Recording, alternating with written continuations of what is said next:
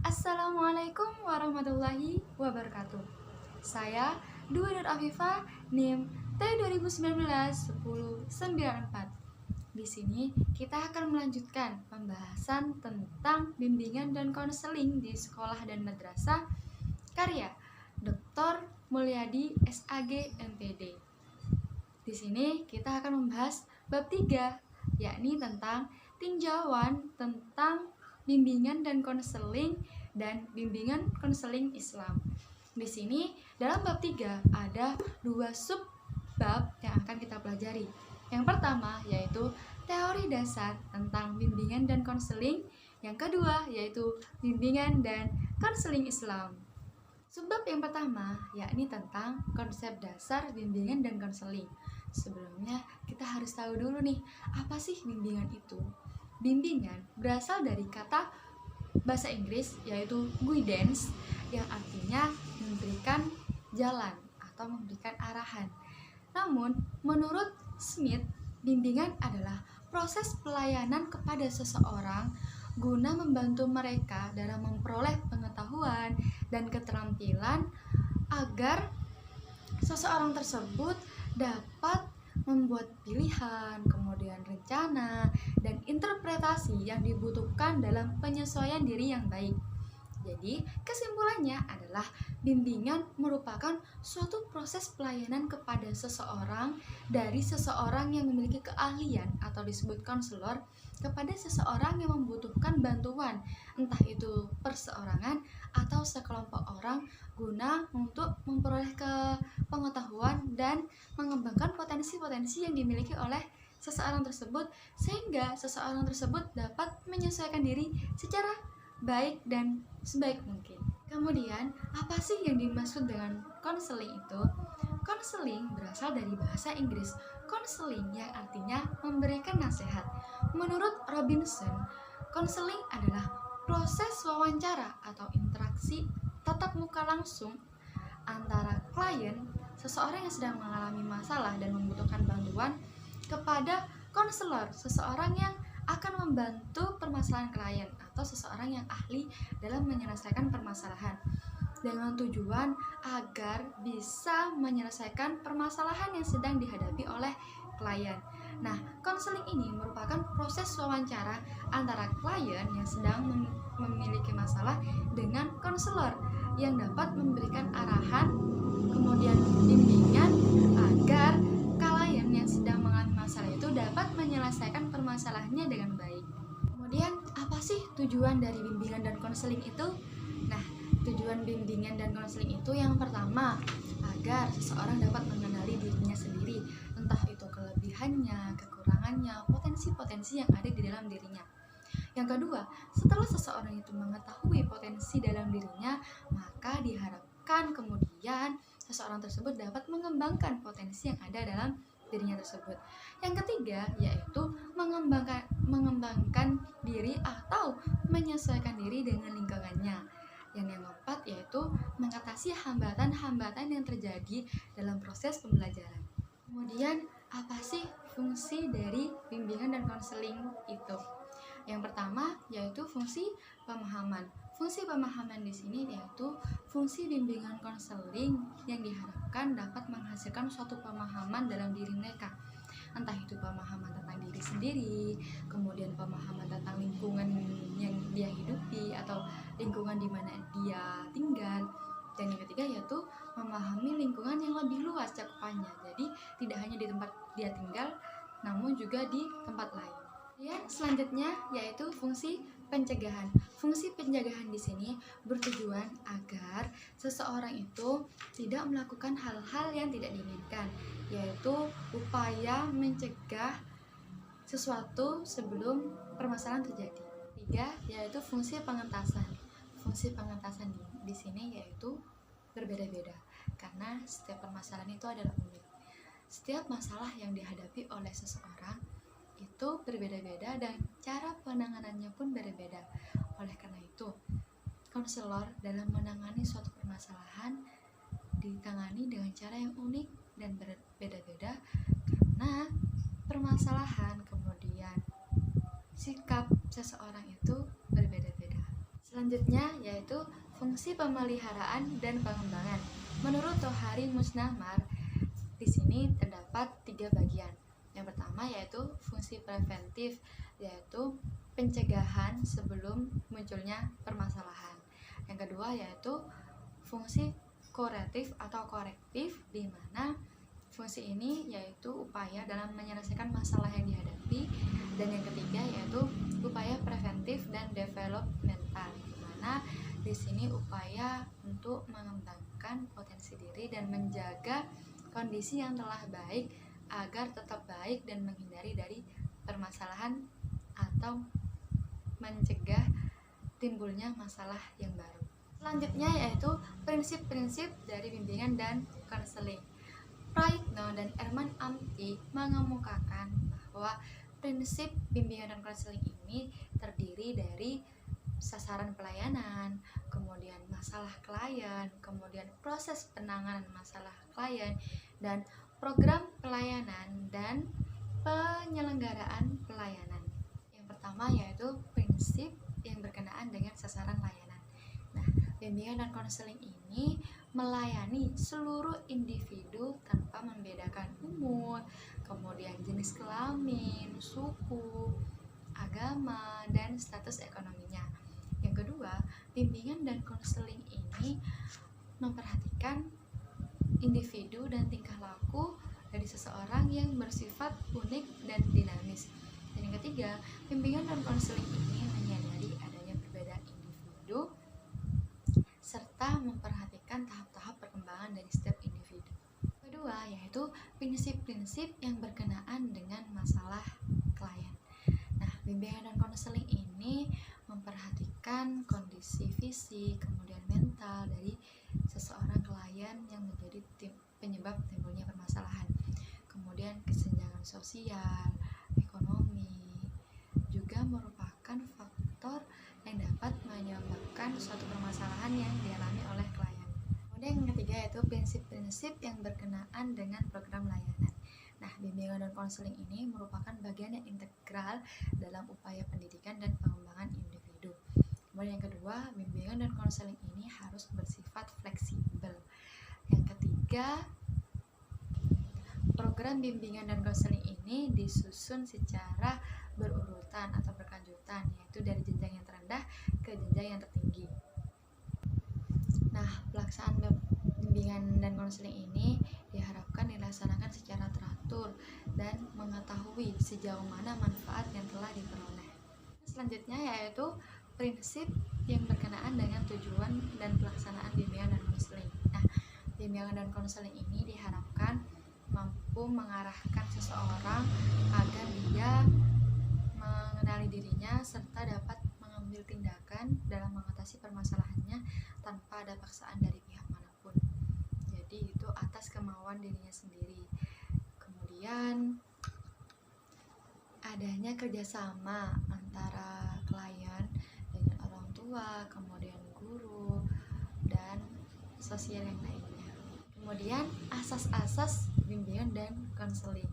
Menurut Kamus Besar Bahasa Indonesia, asas diartikan sebagai hukum dasar. Nah, hukum dasar ini adalah sesuatu yang menjadi tumpuan dalam berpikir, kemudian berpendapat, kaidah-kaidah tertentu atau ketentuan-ketentuan tertentu. Dalam penyelenggaraan bimbingan dan konseling ini harus memperhatikan asas-asas bimbingan dan konseling, karena jika asas-asas bimbingan konseling tersebut dilanggar atau diabaikan, maka dapat membuat kesalahan atau dapat merugikan klien, sehingga pelayanan terhadap klien itu kurang maksimal. Sehingga perlunya ketaatan dalam menaati asas-asas bimbingan konseling. Asas-asas bimbingan konseling yaitu tentang peraturan atau ketentuan-ketentuan kaidah yang harus dilaksanakan oleh seorang konseling. Kemudian apa sih asas-asas dari bimbingan dan konseling itu? Yang pertama yaitu asas kerahasiaan, di mana setiap klien yang memiliki masalah tentunya tidak ingin masalah yang dia hadapi itu diketahui oleh orang lain,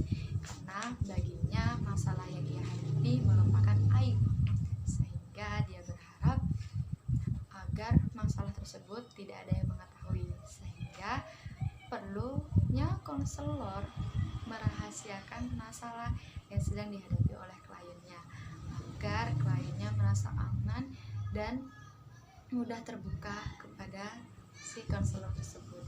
Yang kedua yaitu asas kesukarelaan, baik dari klien maupun dari konselor itu sendiri.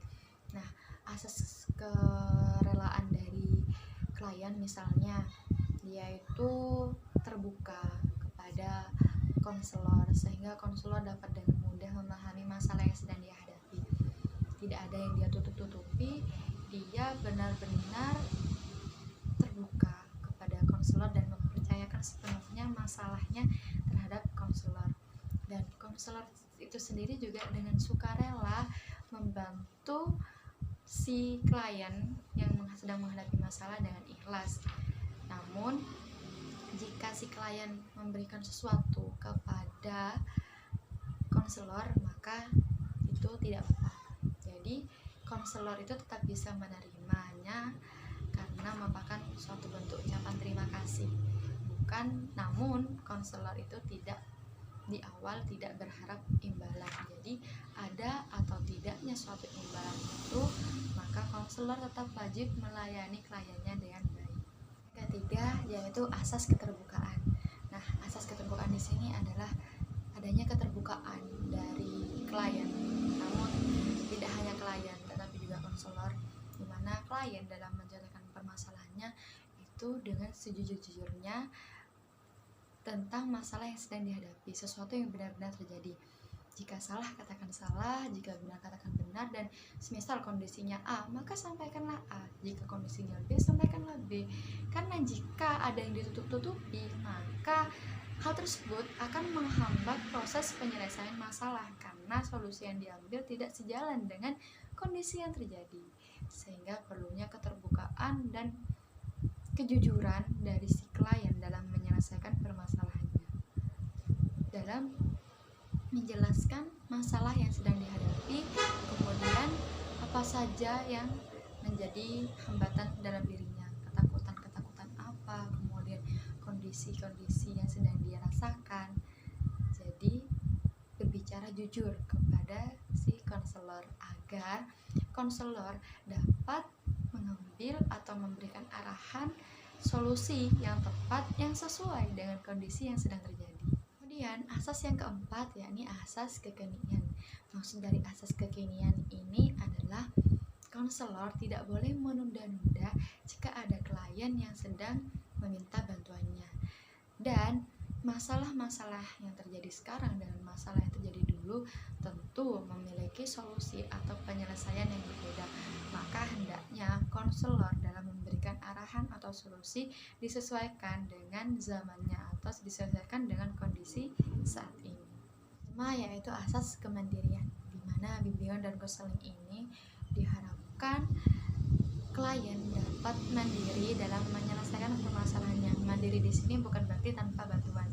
Namun mandiri di sini maksudnya adalah klien dapat menyelesaikan permasalahannya sendiri tanpa bergantung kepada orang lain dan tanpa campur tangan orang lain. Namun dengan garis bawah dibantu atau atas arahan dari seorang konselor. Jadi konselor di sini memberikan pemahaman, kemudian memberikan solusi atau memberikan arahan kepada klien, memberikan gambaran lah kepada klien apa sih sebenarnya yang sedang dia hadapi, kemudian apa sih yang harus dia lakukan. Nah, kemudian hal-hal yang menjadi solusi tersebut yang melaksanakan adalah si klien, sedangkan konselor hanya mengarahkan kepada klien agar klien berani untuk mandiri untuk menyelesaikan permasalahan yang sedang dihadapi. Yang keenam yaitu asas kegiatan. Nah, bimbingan dan konseling ini bertujuan agar si klien tidak hanya sekedar mendapatkan satu arahan, namun juga arahan tersebut dapat diterima dan dilaksanakan oleh si klien. Karena percuma jika hanya ada arahan, kemudian hanya ada masukan, tetapi arahan dan masukan itu tidak dilaksanakan oleh si klien, maka permasalahan tersebut tidak akan teratasi. Oleh karena itu perlunya konselor dalam membangkitkan semangat klien agar klien tersebut mau dan semangat dalam menyelesaikan permasalahan yang sedang dihadapi. Ketujuh yaitu asas kedinamisan, di mana bimbingan dan konseling ini mengharapkan klien dapat berubah ke arah yang lebih baik, yaitu lebih maju, kemudian berkembang, dinamis. Intinya dia itu tidak statis dan monoton.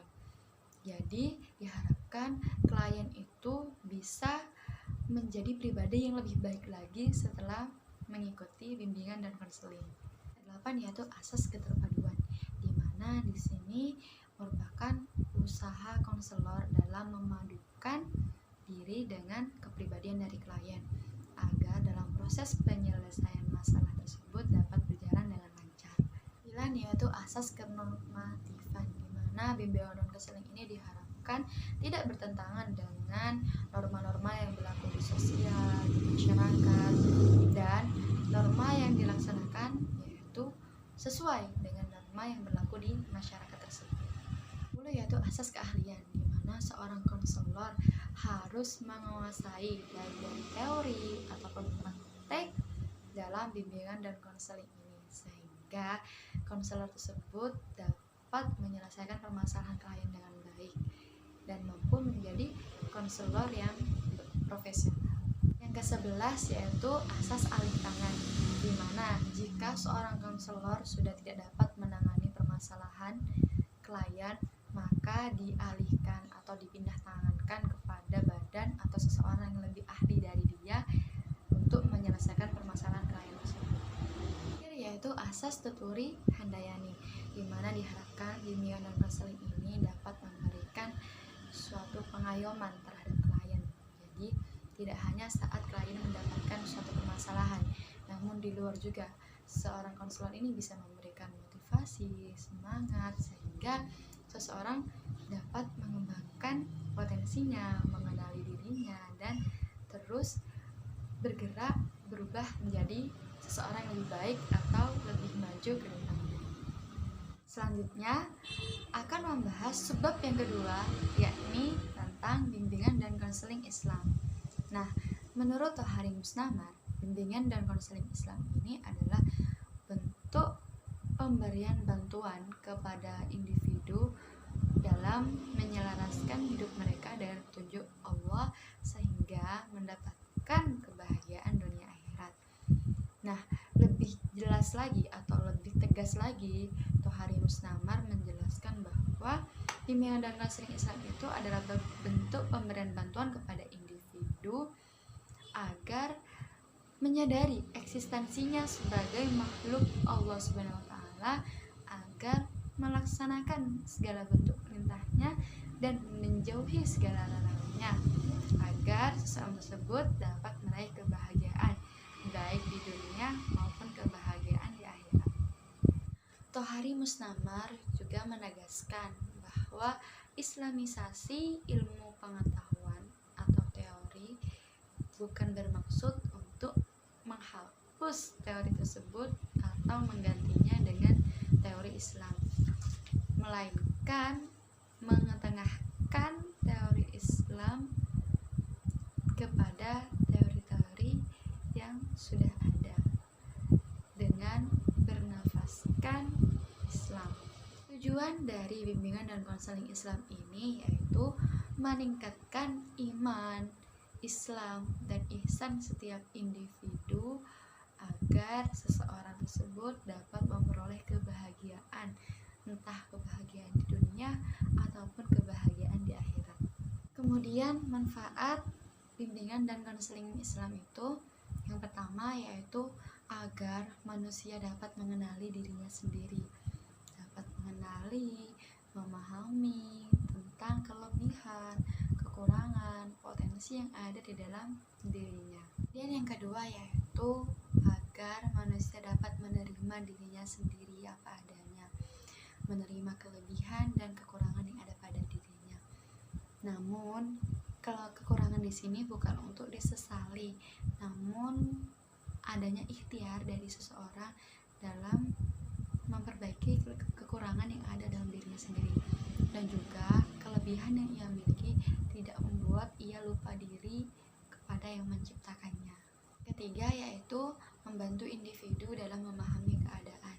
Kira-kira apa sih penyebab dari masalah yang dia hadapi, kemudian mengapa sesuatu itu bisa terjadi seperti itu, dan lain-lain. Keempat yaitu membantu individu dalam menyelesaikan permasalahannya. Nah, dalam Islam, dalam menyelesaikan suatu permasalahan, yang pertama yaitu berperilaku sabar, karena Allah tidak akan menguji seseorang di luar batas kemampuan dari seseorang tersebut. Nah, jika seseorang tersebut diuji, itu tandanya seseorang tersebut itu mampu untuk menyelesaikan ujian tersebut. Yang kedua yaitu membaca dan meneladani atau menjadikan pedoman hidup itu adalah Al-Quran, karena Al-Quran adalah pedoman hidup kita. Di sana merupakan jawaban dari masalah-masalah yang kita hadapi. Dan yang ketiga yaitu mengingat Allah. Mengapa mengingat Allah? Karena pastinya dengan mengingat Allah hati menjadi tenang, dan Allah yang memberikan masalah, tandanya Allah juga yang bisa membuat masalah tersebut itu dapat teratasi.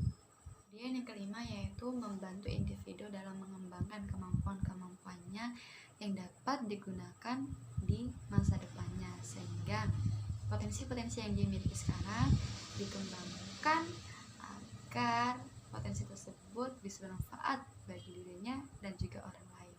Kemudian fungsi bimbingan dan konseling Islam. Yang pertama yaitu fungsi pemahaman. Fungsi pemahaman di sini ada 3, yaitu pemahaman terhadap diri sendiri atau pemahaman terhadap klien diri sendiri, di mana seseorang itu harus memahami dirinya terlebih dahulu, bagaimana kelebihan dan kekurangannya, sikap dia itu seperti apa, prinsip hidup dia itu seperti apa. Kemudian yang kedua yaitu memahami masalah yang sedang dihadapi oleh klien. Masalahnya itu seperti apa dan kira-kira solusi yang tepat dalam menyelesaikan permasalahan tersebut itu apa. Yang ketiga yaitu pemahaman kondisi lingkungan klien. Jadi kondisi lingkungan klien ini juga berpengaruh dalam menyelesaikan suatu permasalahan, karena dalam mengambil suatu solusi kita harus memperhatikan keadaan sosialnya, keadaan lingkungan di sekitar klien tersebut. Terkadang beberapa solusi tidak cocok digunakan jika keadaannya itu seperti ini, seperti itu. Jadi solusi yang diambil juga harus sesuai dengan kondisi lingkungan klien tersebut. Ini yaitu fungsi pencegahan. Fungsi pencegahan di sini adalah mencegah seseorang sebelum ia mendapatkan suatu permasalahan. Jadi mencegah agar permasalahan itu tidak menghampiri seseorang tersebut. Itu fungsi pengentasan, di mana saat seseorang itu telah mendapatkan suatu permasalahan, maka perlu adanya penanganan terhadap masalah tersebut, yaitu ada pada fungsi pengentasannya, yaitu fungsi pengembangan, di mana potensi-potensi yang ada dalam diri seseorang itu dikembangkan agar seorang itu menjadi pribadi yang lebih baik lagi ke depannya. Dan yang terakhir yaitu fungsi advokasi. Fungsi advokasi di sini adalah suatu perlindungan terhadap klien dalam mengembangkan potensi-potensinya sehingga ia dapat berkembang secara optimal. Prinsip-prinsip bimbingan konseling Islam itu ada 3, yaitu iman, Islam, dan ihsan. Yang pertama, prinsip iman. Iman artinya mempercayai Allah, iman kepada Allah, percaya kepada Allah. Maksudnya adalah meyakini dalam hati, mengucapkan dalam lisan, dan merealisasikan melalui tindakan. Nah, seseorang yang beriman memiliki 6 karakter. Pertama yaitu karakter Rabbani, di mana karakter Rabbani ini adalah menginternalisasikan Asmaul Husna kepada tingkah laku sehari-hari. Jadi, seorang konselor dalam melayani seorang klien, dia menginternalisasikan Asmaul Husna ke dalam tingkah lakunya.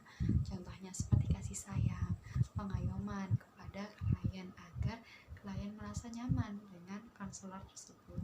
Kedua yaitu karakter Maliki, di mana karakter Maliki ini seperti diibaratkan seperti malaikat, keluar kata-kata yang baik dan mencatat, kemudian menjaga dan lain-lain. Ketiga yaitu karakter Qur'ani, di mana yang dimaksud karakter Qur'ani di sini adalah menginternalisasikan makna-makna dalam Al-Qur'an, sehingga maksudnya di sini adalah konselor itu dapat memahami, kemudian menjalankan nilai-nilai atau makna-makna yang terkandung dalam Al-Qur'an, karena Al-Qur'an merupakan suatu pedoman dalam segala aspek kehidupan. Keempat yaitu karakter Rasuli, maksudnya adalah meneladani sifat-sifat Rasul seperti kasih sayang, kemudian ikhlas, mengayomi dengan baik, amanah, jujur, dan mampu menjaga nama baik klien, sehingga klien merasa senang dan mampu menyelesaikan permasalahannya dengan baik. Yang terakhir yaitu karakter hari akhir, di mana konselor itu memperhatikan masa depannya sehingga memanfaatkan waktu dengan baik. Misalnya hal-hal yang terjadi saat ini, yaitu apa sih yang akan dilakukan agar masa depan itu bisa tertata, kemudian masalah-masalah yang terjadi itu solusi yang baik yang dapat digunakan seperti apa. Kemudian yang kedua yaitu prinsip Islam. Prinsip Islam di sini maksudnya adalah menyerahkan diri sepenuhnya kepada Allah. Nah, prinsip ini menghasilkan beberapa karakter. Pertama yaitu karakter syahadatain, di mana konselor itu meyakinkan atau memberikan kesadaran ulang kepada klien bahwasanya kehidupan ini, segala yang kita lakukan itu diniatkan hanya kepada Allah, sehingga klien tersebut akan merasa tenang dan akan menjadi kuat karena hati dia itu yakin kepada Allah, Tuhan pemilik segala alam. Kemudian yang kedua yaitu karakter musalli, di mana karakter musalli ini adalah keyakinan bahwa manusia itu dapat berkomunikasi langsung dengan Allah, atau istilahnya sholat, yaitu ibadah. Nah, dengan ibadah ini seseorang bisa dengan langsung komunikasi dengan Allah, meminta petunjuk pada Allah, meminta agar dimudahkan dalam menyelesaikan permasalahannya, sehingga melalui ibadah tersebut seseorang dapat termotivasi dan yakin kepada dirinya sendiri. Yang ketiga yaitu karakter syaimi, di mana karakter syaimi ini adalah mengesampingkan hawa nafsu. Jadi dalam menyelesaikan suatu permasalahan kita harus menurunkan ego kita, harus menurunkan emosi kita agar pikiran kita jernih sehingga dapat menemui solusi yang baik atau penyelesaian baik dari permasalahan yang sedang dihadapi. Kemudian selanjutnya yaitu karakter muzaki. Karakter ini adalah suatu pengorbanan kepada klien, entah itu berupa tenaga, pikiran, dan pengorbanan waktu untuk membantu seseorang dalam menyelesaikan permasalahannya, sehingga seseorang itu ikhlas memberikan segenap yang dia punya untuk membantu menyelesaikan permasalahan orang lain. Dan yang terakhir yaitu karakter hajj. Karakter hajj di sini adalah menumbuhkan ketangguhan dalam pribadi seseorang dan sosialnya, sehingga dia berani melakukan suatu pengorbanan, entah itu waktu atau bahkan nyawa sekalipun demi memenuhi panggilan Allah. Yang ketiga yaitu prinsip ihsan, di mana maksudnya adalah di sini seseorang itu merasa diawasi oleh Allah, sehingga ia melakukan segala sesuatu diniatkan hanya kepada Allah, tidak mengharap imbalan atau balasan apapun.